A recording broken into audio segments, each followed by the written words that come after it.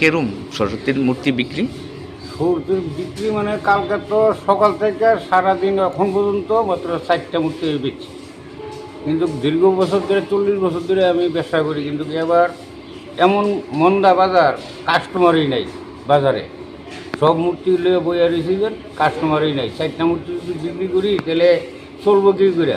সারা বছর মূর্তি ব্যবসা করি, কিন্তু অনেক দিন ধরে 40 বছর ধরে মূর্তি ব্যবসা করি দেন, কিন্তু এবারের মতন এরকম আর নাই আমার। কিন্তু কি মানুষের কাছে টাকাই নাই, না পুজোই ছেড়ে দিছে, এইটা তো করতে পারি না। কিন্তু আশা বইয়া রয়েছি, কিন্তু বিক্রি তো নাই। মানে কী করে চলাম আমার এইটার ভিতরে যদি যদি কেউ সাহায্য তো করতো বা একটা ভাড়া রাখার ব্যবস্থা করতো, তাইলে সরকার হ্যাঁ চলতে পারতাম। কিন্তু মূর্তি ব্যবসা করাম কী করে? পুঁজি দিয়া করি, বিক্রি করতে পারি না, এই হাল হইল ওখানে। আগে বিগত বছর এমন হয়েছে? বিগত বছর না বিগত বছরে এরকম হয়েছে না, কিন্তু এই বছরই এরকম সবচেয়ে কম। সবচেয়ে কম বেচা কিনি। 4টাতে বেচছেন, মানে হাইয়েস্ট কত আর লোয়েস্ট কত? আরে হায়েস্ট মানে কিনা দরেই বেচতে পারি না, যে রেটে বানাইছি খরচা গেছে এই রেডি বেচতে পারতেছি।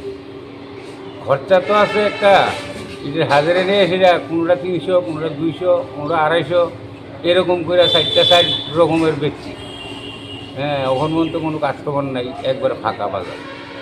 কোন বাজার এটা? এটা চুরিলাম বাজার। আপনার নাম কি? আমার নাম দিলীপ আচার্যি, কোন জায়গা বাড়ি? দক্ষিণ চুরিলাম। এইটাই আপনার পেশা? এইটাই আমার পেশা, আমার আর কোনো কাজকর্ম নাই, এইটার থেকেই আমার ফ্যামিলি চলে। কিন্তু এবার তো দেখি আমার পুঁজিবারটাই সব গেল গা।